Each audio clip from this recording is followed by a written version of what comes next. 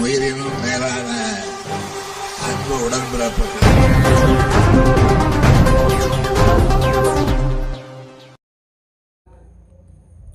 முதல்வர் ஸ்டாலின் பிறந்தநாள் விழாவில் பங்கேற்ற திருவள்ளூர் கிழக்கு மாவட்ட பொறுப்பாளருக்கு கிரேன் மூலம் மாலை அணிவித்தும் மலர் தூவியும் உற்சாக வரவேற்பு அளிக்கப்பட்டது. திருவள்ளூர் மாவட்டம் புதுவாயல், பெருவாயல், ஐயர்கண்டிகை, சூரவாரி கண்டிகை உள்ளிட்ட பகுதியில் முதல்வர் 72வது பிறந்தநாள் விழாவானது கட்சி கொடி ஏற்றி வைத்து இனிப்பு, அறுசுவை உணவு வழங்கி கொண்டாடினர்.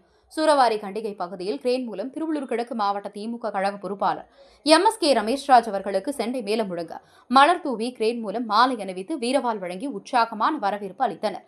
பின்னர் அனைவருக்கும் பிரியாணி உணவு வழங்கி முதல்வரின் பிறந்தநாளை சிறப்பாக கொண்டாடினர். இதில் கும்முடிப்பூண்டி சட்டமன்ற உறுப்பினர் DJ கோவிந்தராஜன், ஒன்றிய கழக செயலாளர் KV ஆனந்தகுமார் ஆகியோர் கலந்து கொண்டு நிகழ்ச்சி முடிந்து சென்றபோது நிகழ்ச்சி ஏற்பாடு செய்திருந்த கட்சியினர் ஆர்வம் மிகுதியில் கிரேன் மூலம் மாலையை தங்களுக்கு அணிவிப்பது போன்று ட்ரோன் மூலம் படம் எடுத்தனர்.